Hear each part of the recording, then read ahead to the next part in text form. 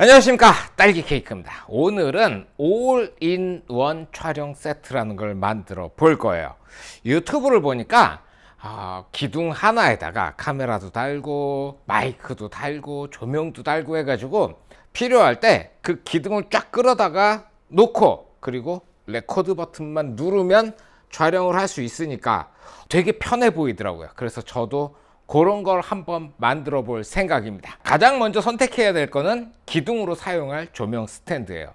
뭐 콤보 같이 이제 영화에 사용하는 굉장히 두껍고 무거운 조명 스탠드를 쓰면 좋은데, 그 녀석은 실내에서 대충 움직이면서 사용하기에는 이 규모가 너무 커가지고 공간을 꽤나 많이 잡아먹어요. 로우 베이스 베이비 뭐 이런 것들을 사용해도 괜찮은데, 이 녀석 같은 경우는 제가 조명 스탠드로 사용을 하고 있잖아요. 그래서 저거는 못 쓸 것 같고, C 스탠드 같은데 바퀴를 다는 경우들도 있죠. 그런데 C 스탠드는 원래 바퀴를 달라고 나온 스탠드가 아니에요. 그래서 C 스탠드에다가 바퀴를 달아 놓으면은 언젠가는 대형 사고가 터집니다. 그 위에다가 비싼 조명을 얹어놨는데 C 스탠드가 넘어가 버리는 거죠. C 스탠드에 달아봤던 바퀴마저도 띄어가지고 저기 옆에 어딘가에 처박아 놨습니다. 그러니까 C 스탠드에는 바퀴를 달지 마세요. 그러면 어떤 것들이 남냐면은 일반적인 A자 스탠드가 남게 되고요. 그리고 저같이 이런 게 있을 수가 있습니다. 이 스탠드는 제가 한 20년 정도 전에 구입한 스탠드예요. 그리고 많이 사용을 했는데 그럼에도 불구하고 아직까지도 쓸만하더라고요. 맨프로토 제품인데 정확한 명칭은 제가 좀 찾아보고 밑에다 적어 드릴게요. 다리를 이런 방식으로 접어 놨다가 이렇게 피면은 굉장히 낮은 형태로 다리가 펴져요. 스튜디오 같은 데 놓고 사용을 하게 되면은 굉장히 편한 스탠드예요. 그런데 특징적으로 이 스탠드의 높이가 여기까지가 끝이에요. 다른 스탠드 같은 경우에 뭐 2.7m 정도까지 뭐 기본적으로 올라가고 그러는데, 이 녀석은 대략 2m 정도가 끝이라서 더 높이 올라가는 스탠드가 필요하신 분들은 이걸 쓰기가 좀 어려우실 테지만 나름 스탠드의 장점이 있습니다. 굉장히 튼튼해요. 여기 보면은 지금 이 암이 두 개가 달려 있잖아요. 위에 거는 이게 맨프로토 오리지널이고 이 아래 거는 금광정밀인가 하는 국산 브랜드에서 나왔던 거예요. 이 두 개를 이용해 가지고 소프트박스를 2m에 140cm짜리를 제가 여기다 달고 사용을 했었어요. 버터플라이를 사용하기 전에 그 2m짜리 소프트박스가 정말 최강이었는데, 그걸 안 쓰게 된 게 지속광을 사용하면서부터, 지속광이 예전엔 그렇게 강력한 게 없었으니까 안 쓰게 됐는데, 지금 생각해 보니까 뭐 1200W라든가 2400W라든가 이런 조명들이 나오니까 다시 또 그 2m짜리 소프트박스에다가 그런 녀석을 달면 아주 재밌을 거라는 생각이 드네요. 꼭 이 스탠드를 선택하라고 말씀을 드리는 건 아니고요. 구입하실 수 있는 한도 내에서 가격적으로 좀 만만한 녀석들, 뭐 대충 뭐 20만원, 30만원 요 정도 선에서 가장 무거운 스탠드를 선택을 하세요. 무거우면 힘들지 않겠냐? 아닙니다. 바퀴가 달려 있어요. 실내에서 움직일 때 바퀴가 달려있기 때문에 무게는 그렇게 큰 문제가 안 되는데, 무거울수록 안정성이 좋아져요. 넘어가지 않는다는 거죠. 이 녀석도 제가 그동안 애용하던 이유가 발이 넓게 벌어져 가지고 잘 안 넘어지거든요. 이렇게 넘어뜨리려고 이렇게 당겨봐도 일부러 잡아뜨리지 않는 이상 사고로 넘어질 이유가 없어요. 그래서 제가 이 스탠드를 굉장히 오랫동안 사용했던 거죠. 여기다가 일단 카메라부터 달아봅시다. 이 두 개의 암이 있는데, 이걸 흔들어 보면 맨프로토는 굉장히 단단하게 이렇게 달라붙어 있고요. 그리고 금광정밀 제품은 이렇게 껐덕껐덕거리는 게 있어요. 맨프로토 암에다가 헤드를 장착을 할 거예요. 이렇게 사진용 볼 헤드를 하나 이렇게 장착을 하고요. 카메라도 이렇게 붙여놨습니다. 카메라를 붙이니까 이것만 하나 이렇게 해가지고 간단하게 촬영할 땐 이것도 괜찮겠다 싶을 정도로 좋네요. 오케이, 다음 단계로 넘어가 봅시다. 다음 단계는 뭐냐면은 요 녀석을 이렇게 설정을 해놓고 조그만한 모니터를 보면서 촬영을 하면, 요거 제가 지금 한 1.5m 정도 이렇게 떨어졌는데, 저 작은 모니터에 포커스가 맞았는지 뭐 어떤 문제가 있는지 그런 걸 모니터를 보면서 파악하려고 생각을 해보니까 너무 작아요. 그래서 여기다가 모니터를 장착을 해줄 거예요. 자, 오늘 사용할 모니터는 삼성전자의 27인치 뷰피니티라는 모니터예요. 대략 가격은 35만 원 정도? 저는 이제 세일할 때 2만 원 깎아가지고 한 33만 원 주고 샀던 기억이 나는데, 요 녀석이 제가 써봤던 컴퓨터용 모니터 중에서 카메라에 적용하기에 가장 알맞은 모델이라는 생각이 들어요. 이 뒤에다가 조명에 붙일 수 있는 마운트를 갖다가 연결을 하는 거예요. 요거 두 개 다 쿠포에서 나온 제품인데, 이게 먼저 구입했던 거고요, 이게 나중에 구입했던 거예요. 이 먼저 구입했던 건 문제가 뭐냐면은 요 중간에 볼 부분이 있는데, 볼이 작아가지고 이걸 꽉 조여도 모니터가 고개를 이렇게 숙여요. 그래서 이 녀석을 대체하기 위해서 이 녀석을 다시 샀었어요. 이 녀석이 아마 7만 원인가 8만 원인가, 보기보다 꽤 비싸거든요. 그런데 이거보다 더 비싼 것들도 있습니다. 모니터 마운트는 자세히 보고 저게 내 모니터를 버틸 수 있겠구나 라고 생각될 정도로 튼튼한 걸 구입을 하셔야 돼요. 장착을 해봅시다. 이런 식으로 스탠드에다가 꽂아 놓게 되는 거죠. 오케이. 조금 아쉬운 게 이 뷰피니티 모니터는 220V짜리 전기가 그대로 들어가요. 그래서 이 녀석을 배터리로 구동하려면은 인버터를 별도로 장착을 해야 되는데, 차량용 인버터, 그 녀석은 12V를 220V로 바꿔주는 녀석인데, 저 같은 경우에는 V마운트 배터리를 주로 사용하다 보니까 14.8V, 뭐 완충되면 뭐 15.5V까지도 올라가거든요. 그걸 220V로 바꿔주는 장치가 알리익스프레스에 있기는 한데, 돈 주고 사가지고 요거 하나 구동하겠다고 쓰기가 좀 뭐해가지고, 어쨌든 지금은 220V를 연결을 해볼게요. 이 플러그는 조명에 사용하는 거라서 한 5m 정도 길이를 가지고 있는데 10m짜리도 있습니다. 그래서 필요한 길이에 맞춰서 구입을 해 놓으시면은 요게 움직이는데 전혀 방해가 되지 않아요. 그리고 카메라하고 모니터를 연결하기 위한 HDMI 케이블을 이렇게 준비를 했습니다. 워낙에는 이 GV21 말고 저 FX30을 쓰려고 이 녀석이 이제 HDMI 2.1 케이블이거든요. 1.5m 정도 길이를 가지고 있고, 가격이 10,000원 조금 안 됐어요. 9,000 몇백 원인가 됐던 것 같은데, 써보니까 굉장히 훌륭하더라고요. 거기다가 HDR 같은 거를 하시게 되면은 4K에서 데이터가 많이 넘어와야 되잖아요. 그러다 보니까 이런 HDMI 2.0 케이블보다는 2.1 케이블을 지금 구입하시는 게 조금 유리하지 않을까, 그런 생각이 드는데, 제가 지금 GV21을 꽂아놔 가지고 HDMI 2.0 케이블을 여기다 일단 연결을 할게요. 이렇게 연결을 하니까 화면이 잘 나오고 있어요. 뭐 나름 350 칸델라 그 정도 밝기를 지원을 해가지고 밝은 편이고요. 카메라에서 지금 60프레임을 뿌리고 있는데, 저렴한 모니터는 60프레임만 이렇게 나와요. 그런데 얘 같은 경우에 30프레임을 쏴도 나오고요, 24프레임을 쏴도 나오더라고요. 그 문제 때문에 제가 뷰피니티를 추천을 했던 거예요. 일단 제가 봐야 되니까 이 녀석을 이렇게 돌려가지고 보기 쉽게 맞춥시다. 다음 단계로 넘어가기 전에 뭘 할 거냐면은, 주로 어느 정도 거리에서 촬영을 하게 될지 그거부터 한번 확인해 볼게요. 저하고 지금 카메라하고 거리가 대략 요 정도면 2m 정도 되겠죠? 2m 정도 되고, 지금 팔을 뻗고 있는 이 정도의 넓이를 촬영을 하고 싶어요. 자, 그러니까 일단 이걸 맞춰 가지고 거리를 대략 이렇게 맞춰 놓고, 이게 24mm 풀프레임에서 제 팔 뻗은 정도의 화각을 잡은 거예요. 요게 뭐가 문제냐면 화면을 보니까 원근이 강조가 돼요.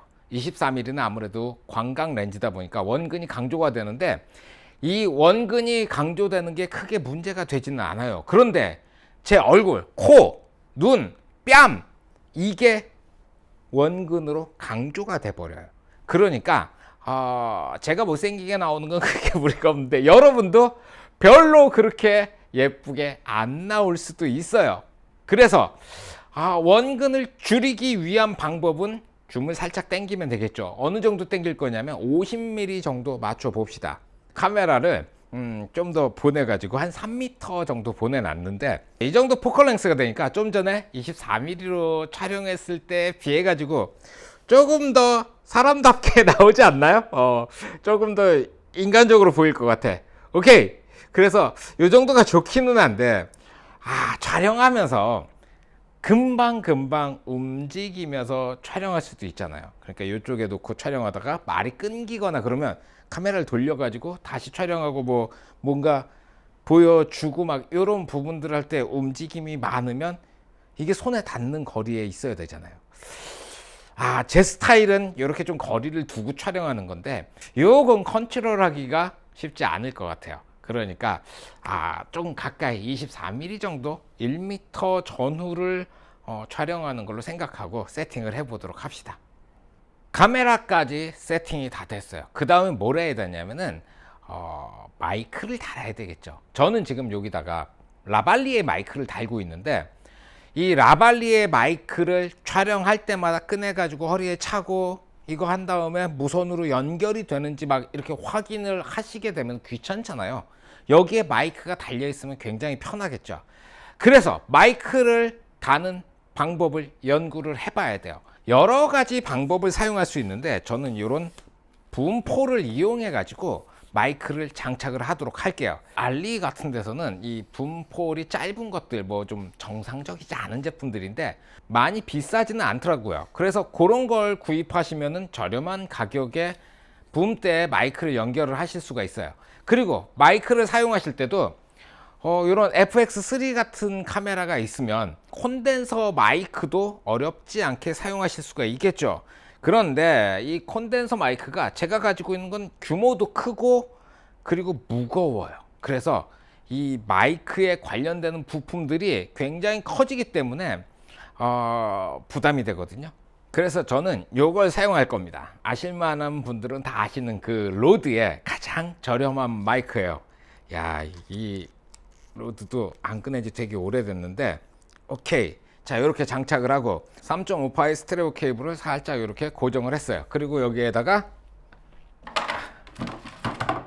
스테레오 케이블을 연장할 수 있는 젠더를 연결을 해줄게요. 젠더도 퀄리티가 좋아야 되는데 사실 이런 젠더보다는 그 스테레오 케이블이 여기가 빠지잖아요. 그래서 길다란 스테레오 케이블 하나 구매를 하셔가지고 그 녀석을 연결해 주는 게 음질 면에서는 도움이 되는데 제가 그 케이블을 집에다 두고 왔어요. 그래서 이렇게 지금 간이로 연장을 했습니다. 자, 그리고 이걸 이 기둥에다가 이렇게 묶어줘야 되잖아요. 요건 어떻게 묶을 거냐면은 이런 게 있어요. 요걸 보고 슈퍼 클램프라고 불러요. 이 슈퍼 클램프 두 개를 이렇게 가운데 스피곳을 이용해서 연결을 할 수가 있어요. 연결된 걸 기둥에 이렇게 갖다 붙일 수가 있어요. 붐대를 거치해 두는 마운트가 따로 있어요. 가격도 굉장히 저렴해요. 그 녀석은 이렇게 생긴 기둥에 엮는 게 아니고 베이비 핀에다가 그립 패드로 연결하게 만들어 가지고 요거랑은 조금 안 맞더라고요. 자, 저렇게 C 스탠드 연결이 끝났으면 물어줘야죠. 붐대를 물어주고 그리고 붐을 최대한 걸리지 않는 항도에서 이런 식으로 뽑아주는 거죠. 제가 서야 될 자리 붐대가 영상에 나오네. 연결을 하니까 이게 사운드가 잘 들어가고 있습니까? 붐대까지 세팅을 했어요. 이 3.5mm 잭만 제대로 된 걸 제가 갖고 왔었어도 훨씬 더 멀리 보낼 수 있겠네요. 이 붐대 세팅은 괜찮은 것 같아. 또 안 쓸 때 이렇게 접어놓으면 되니까 공간 차지도 많이 안 할 것 같고 쓰기에 굉장히 편할 것 같네요. 저하고 붐하고 한 50cm 정도 되는데 이 로드 마이크가 그렇게 성능이 뛰어난 마이크는 아니잖아요. 그래서 지금 목소리가 어떻게 수음되고 있는지는 잘 모르겠어요. 그리고 바로 옆에 지금 공기청정기 돌아가고 있고요. 저희 사무실에 공기청정기가 되게 많거든요. 촬영할 때 먼지 내려앉는 게 싫어가지고 그 공기청정기를 한 5개 돌리고 있어요. 아마 요 붐으로는 저 소리가 들어가지 않을까요? 어쩌면 안 들어갈 수도 있어요. 얘가 콘덴서가 아니고 다이나믹 마이크여가지고 저런 작은 소리들은 걸러줄 수도 있거든요. 조금 기대가 되기는 하는데 어떻게 들어갈지 모르겠네요. 어쨌든 붐까지는 설치가 끝났습니다. 그리고 이 다음엔 조명을 달아 볼 거예요. 조명도 붐과 마찬가지로 슈퍼 클램프로 장착을 할 겁니다.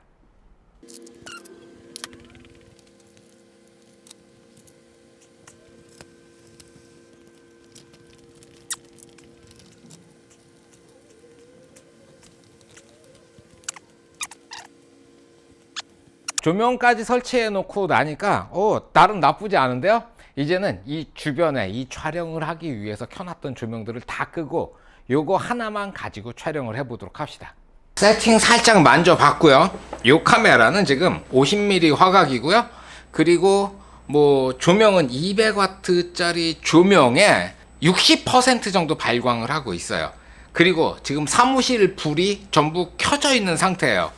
사무실 불 켜놓고 요거 조명 하나 추가해 가지고 50mm로 ISO 400 요 정도 해가지고 이 화면이 보이니까 되게 편하네요. 화면도 굉장히 큼지막하거든요. 자, 이렇게 해가지고 촬영을 하다가 이 각이 아닌 것 같아, 배경이 좀 마음에 안 들어, 그러면 이렇게 나와서 이 조명을 살짝 이렇게 돌려주고, 그리고 다시 또 이렇게 들어와 가지고 또 촬영을 하고, 뭐 이런 식으로 구석에 치워놨다가 촬영할 때만 조로록 꺼내 가지고 이렇게 촬영을 하시면 괜찮을 것 같아요. 그런데 요 조명은 지금 소프트 박스를 장착을 한 상태여 가지고 요 녀석이 저만 이렇게 비치고 있잖아요. 그래서 저 뒤에 배경이 뭔가 좀 이질적이고 빛이 부족해요. 그래서 이렇게 촬영하면은 아마 대부분의 영상들이 살짝 암울하게 촬영이 될 수가 있어요. 사람에게 집중되는 건 괜찮은데, 그런데 어두운 분위기를 나타내 준다는 거죠. 그럴 땐 저 소프트박스로 한쪽 방향, 이 집중되게 빛을 쏠 게 아니고 전체를 다 비출 수 있는 액세서리가 있죠. 그게 바로 잼볼입니다. 이렇게 생긴 액세서리고요. 요거를 바닥에 대고 눌러가지고 안에 고리를 걸어요. 그러면 이렇게 동그란 액세서리가 되면서 이 하얗게 보이는 면 전체로 빛이 퍼지는 거예요.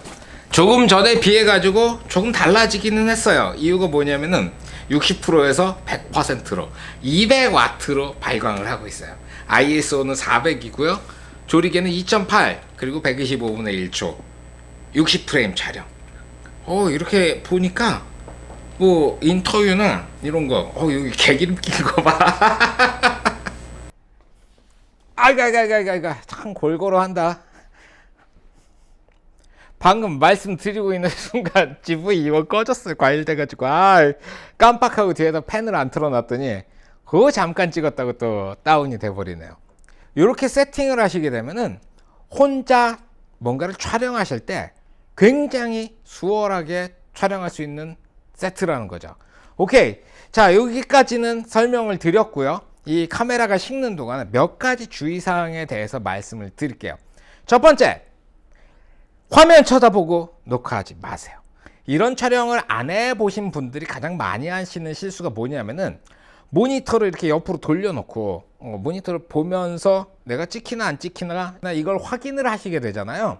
근데 그 모니터를 쳐다보면서 촬영을 하게 되면은 눈이 렌즈를 쳐다보는 것도 아니고 뭐 딴 데를 쳐다보는 것도 아니고 미묘하게 이상한 데를 보고 있어요.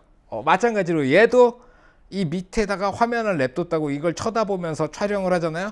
그럼 자꾸 눈을 왜 피해? 그런 영상이 촬영이 돼요.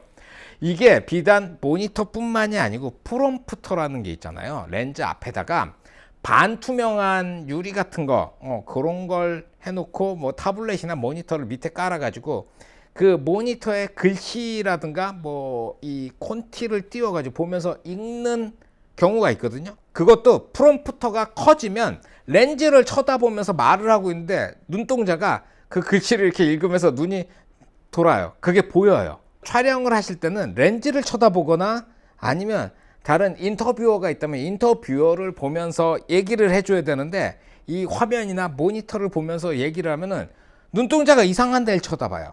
그걸 주의하셔야 합니다. 두 번째, 요 녀석을 이렇게 세팅을 해놓게 되면은 어디 옆에 세워놨다가 끌고 나오는 시간이 줄어드는 거예요. 이 개개 세팅을 게을리하면 안 됩니다.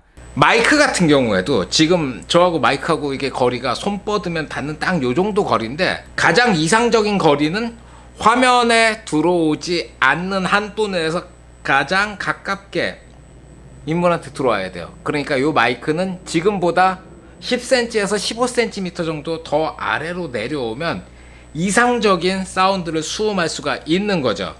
그런데 15cm 내리기가 좀 귀찮기 때문에 에이 안 되겠다. 자, 조금 더. 아유, 걸린다. 자, 여기까지. 여기가 가장 이상적인 세팅이에요. 오, 생각했던 것보다 제가 만든 시스템이 마이크 높이 조정하기에는 굉장히 편하네요.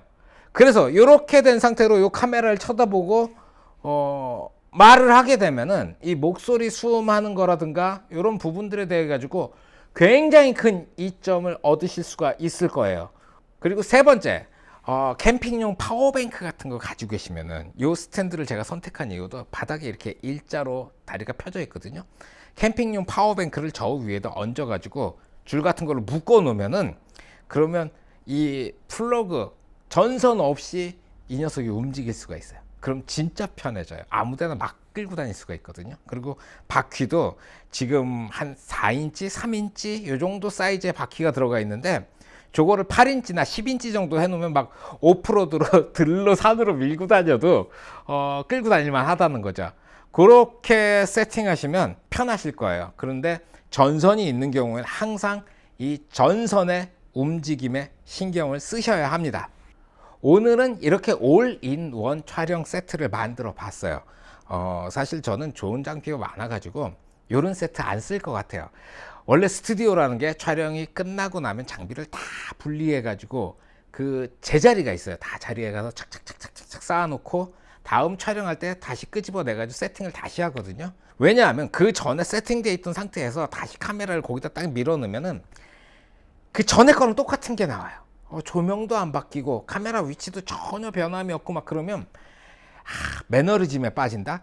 아니죠. 뭐 그냥 계속 반복되는 자기 복제가 일어나게 돼요. 그러니까 꺼낼 때마다 장비가 바뀔 때마다 뭔가 달라지는 촬영을 하려면은 요런 세팅을 하시면 안 돼요. 그런데 유튜브는 그런 창의적인 작업 말고도 이 지식이라든가 뭐 언어적으로 전달하는 다른 것들이 있을 수가 있잖아요. 그렇기 때문에 요거 세팅하실 시간에 기획을 하나 더 한다든가 뭔가 새로운 걸 찾아가지고 원고를 작성하고 이런 것들을 연구하셔야 되는 그런 파트에서 촬영을 하신다. 그러면 이렇게 세팅해 놓고 촬영을 하시는 것도 나쁘지는 않을 거라는 생각이 듭니다. 자, 질문이 있으면 댓글을 남겨주시고요. 오늘은 여기까지 하겠습니다. 수고하셨습니다. 필승!